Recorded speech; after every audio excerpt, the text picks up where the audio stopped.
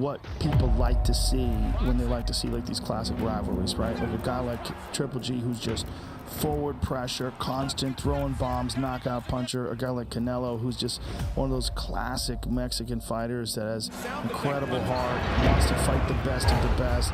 Is it a little bit too late for the rematch? Fair? Third fight? I mean, I remember saying when he got the decision in the second fight, he's gonna make Golovkin wait for the third fight. I knew it. HBO pay-per-view live from T-Mobile Arena, Las Vegas, Nevada. Plenty of bad blood between them. It'll be a brutal fight. I really do. This fight won't go 12 rounds in my opinion. I think Canelo Alvarez, with the spite that he's going to have coming off the defeat, with the dislike he has for Gennady Golovkin and vice versa, I think these guys are going to go at it from the first bell, and I don't believe we'll hear the final bell this time. Triple G against Canelo Alvarez, the undisputed super middleweight championship of the world. Huge fight, the biggest in boxing, September 17th. After Alvarez suffered only the second loss of his storied career in a sold-out T-Mobile Arena in Las Vegas earlier this month, his focus switches back to super middleweight, where he will defend his undisputed title against the Kazakh King. Is that frustration for Canelo? No, I just think that's discipline by Bivol. We know that Canelo Alvarez went up to 175. It was a big ask, but he was expected to win that fight. Let's not get it mixed. We know how good Bivol is, but Canelo Alvarez was expected to win that fight. He didn't win it. Now he comes back to defend his championships, this time against Triple G. He has to win this fight. Like, if he loses to Triple G on September 17th, where do you go from there? The toughest thing for Canelo in this fight is to bounce back from that defeat. He was devastated to lose to Bivol. There's no surprise that Canelo is being labeled the favorite for this fight, but Hearn claims the move from middleweight to super middleweight will be a huge benefit to Triple G. Alvarez had spent most of the past 4 years as a modern throwback to years past, when champions prioritized conquering new turf over simply protecting their own. Already flush with middleweight jewelry, he defeated 3 title holders at 168 pounds and another at 175, becoming Mexico's first undisputed champ and the sport's undisputed kingpin. That was a run of 3 fights that was really unique. Like, even if they were all in the same weight class, that would be a hell of a run. But it was the fact that he went middleweight, light heavyweight up 2 divisions, back down to super middleweight. A win over Bivol, he said, would be the first step in yet another quest for undisputed status. But the 3 115 to 113 scores in his Russian foe's favor suggest something else. It's time to finish old business before chasing anything else new. Alvarez's 2-fight series with Gennady Golovkin cemented his status as a pay-per-view star and kicked off the aforementioned stretch in which he conquered myriad champions across multiple weights. Nigga, we warn you, we'll bomb on you motherfuckers. All you motherfuckers. Saunders took an awkward step back, and now he's holding on. Chris, look, the right eye of Motherfucking Thug Life Riders, West Side. You think you mob, nigga? We the motherfucking mob. Ain't nothing but killers and real niggas. All you motherfuckers feel it. You fucking with me, nigga. You fuck around, have a seizure or a heart attack. You better back the fuck up when you get smacked the fuck up. Listen, when Triple G was at his point, what did Canelo do? Went and gave him the belt. What Mexican gives the belt away without fighting? What kind of pride is that? You know, around 2015, Gennady Golovkin was the best middleweight in the world. He was a vicious knockout puncher. I mean, he was blunt force. Like, he became the boogeyman of the 160-pound division. There is a monster in the middleweight division. Canelo was going to have to move up in weight to face him. Now that he has all this popularity and he's such a big star, do his promoters want to risk his brand by putting him in with Golovkin and potentially getting knocked out? I think there were genuine questions about whether Canelo wanted any part of that. The pair began their rivalry in 2017 when their first fight ended in a contentious split draw, with most spectators believing Triple G to be the worthy winner. Officially a draw. Canelo Alvarez tested positive for clenbuterol on March 5, 2018. Ahead of his scheduled rematch with Gennady Golovkin. Fans live and die by their football or hockey teams. Take a look at the Olympics. Russia was found to have mouse holes to slip samples through in the middle of the night and switch urine samples. They even mixed in salt and coffee to contaminate doped samples. Russia was categorical in its denial.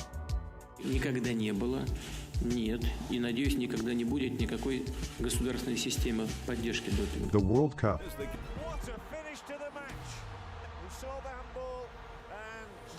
Every major boxing championship, even that Maypac debacle.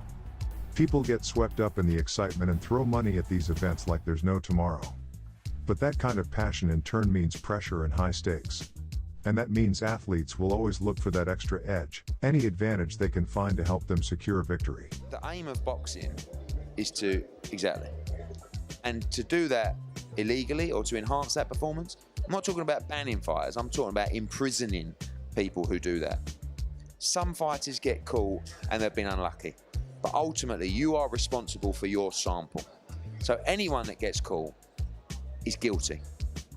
Now, whether they did that intentionally or not, that's always up for debate. Some fighters I know have tested positive. I believe that they didn't do it intentionally. That is a real fact, though, is that one particular substance he tested positive for exists in meat. It was revealed that urine samples taken from Alvarez in Mexico by VADA, Voluntary Anti-Doping Agency, in February tested positive for the controversial substance.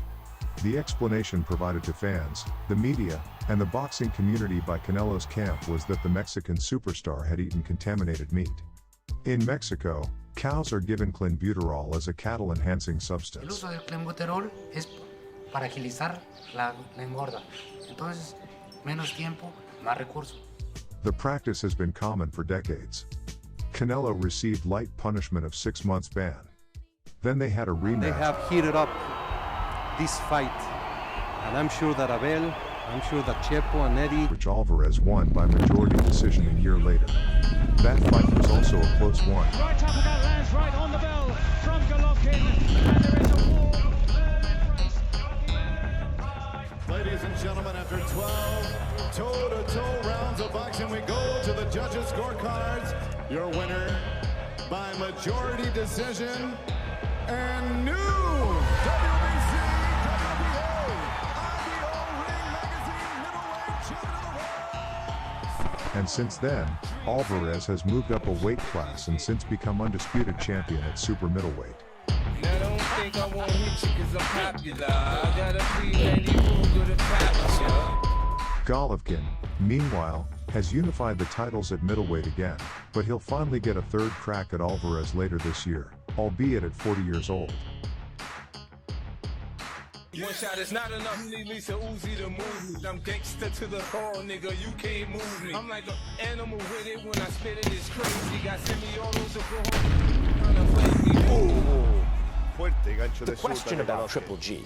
Did he look like the boogeyman because he was fighting inferior opposition and as soon as he stepped up he got exposed? Or was it simply a shame that he couldn't land big fights when he was in his prime? And that by the time he did land those big fights, he was framed as overrated because by then he was too old to show what he could have really done once upon a time? Fight fans are writing off the once known as the middleweight monster and most feared fighter a few years back. At the age of 40 and judging from previous fights after Canelo Triple G2, Golovkin hasn't looked as vicious and dangerous as he was before fighting Canelo. Has Triple G been making it look as if he is declining in ability to secure another big fight with Canelo? Or it is what it is and age is catching up? Bivol did a great job in keeping Canelo at a distance and punished him on the outside almost the whole fight. Triple G did not make any adjustments in the first and second fight, but he is now currently under a new trainer in camp. This could be the adjustments that might just give Golovkin the advantage. We know Golovkin still possesses that knockout power, but we also know the Mexican has a granite chin that's been withstanding power punches from light heavyweights. Look at him go! Oh my word, Beaver! There are two strategies that you normally use. That joint didn't work against people. It didn't work. Yeah, that walk you down high guard, entice you, reach you on the shoulder, all that didn't work. And then the stay on the ropes and play rope-a-dope and try to, bait you in so you can land a big shot. That didn't work. And now we got to get back moving his feet, man. We got to get back on that bike, moving here, moving there, subtle movement, bro. He got to get back to his craft. He got too comfortable knocking guys out. They had two very close fights. A lot of people thought Triple G won the first fight. Canelo won the second, but it was still very close. So yeah, so it's like a trilogy, you know, like where one, like Triple G could have won the first one, then Canelo wins, so now they have to do the third one, you know. Yeah, maybe people are maybe saying it's a little bit too late, you know, because Triple G's already, I don't know, close to 40 maybe. But Triple G's Triple G, man. He still got the power. Plus, Canelo's last performance wasn't the best of his performances, so people could actually think that's, you know, it's a very winnable fight for Triple G. I think it would be that's probably what Canelo is going to aim for, to win by knockout, to make a real statement. But Triple G is solid, man. Triple G is a real deal, so it won't be easy. But I wouldn't be surprised either if Canelo does win by knockout. Well, good afternoon, everyone, and welcome to Los Angeles for the first leg of what is can only be described as a super fight. We saw there the head-to-head. It's the trilogy. Canelo Alvarez against Gennady Golovkin. It's personal for me. Like 4 years later. Las Vegas, live on the DAZN pay-per-view. This fight has everything. 2 global icons of the sport of boxing, 2 legends of the sport of boxing. The unified middleweight champion of the world, Gennady Golovkin, against the undisputed super middleweight champion of the world, Canelo Alvarez. That fight should have happened immediately. Immediately. We already seen the first one, the second one, and if you ask me personally what I think, and if you want to hear it without filters, it's like, what for? I mean, it's been 4 years already. They waited for him to get old. The only thing that's gonna happen is Canelo's gonna go over there and put a beating on Golovkin. 40 years old already. He's 40 years old. Personally, I think he will struggle to beat Bivol just because of the size. Sometimes, you know, certain fighters you're going to struggle with. But with Triple G, he's not any younger. He's approaching 40 if he's not 40 already, and he's a middleweight. So I'm not sure what weight this fight's going to be, but I think that's probably the right fight to take for himself. With Triple G, the first fight, he lost that fight 7-5. The second fight, he lost that fight by 7-5. But the second fight I gave to him because Triple G, because Triple G asked for Mexican style. If you ask me for a toe-to-toe battle in public like you and your trainer did, and I come out and give you a toe-to-toe battle, and you said the first time I ran. So now when I give you what you want, you run, you lost. Who shot ya? Separate the weak from the opsa. Leap hard to creep. It's on, nigga. Fuck all that bickering beef. He's 2 different people. He pretends to be a nice guy, but he's not. He's an asshole. Triple G, even though he's old, he's still in the business. He's strong and stuff. But I mean, 4 years is 4 years. You know, 4 years is 4 years. 40, at the age of 40, I mean, a lot of wear and tear. All this takes a lot out of you. I just don't see it. But for some people, for the average fan, it's a good fight. You already won a light heavyweight title. We know that when you won the light heavyweight title, you had no intention to defend it because you vacated it and you went back down.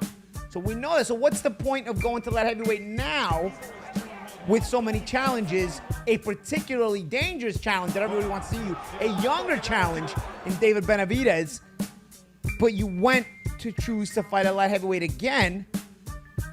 Wow, man. Was it a cherry pick going wrong? It's too late. Yeah, I know that's just my opinion, but it might be too late. I can't see Golovkin winning this fight.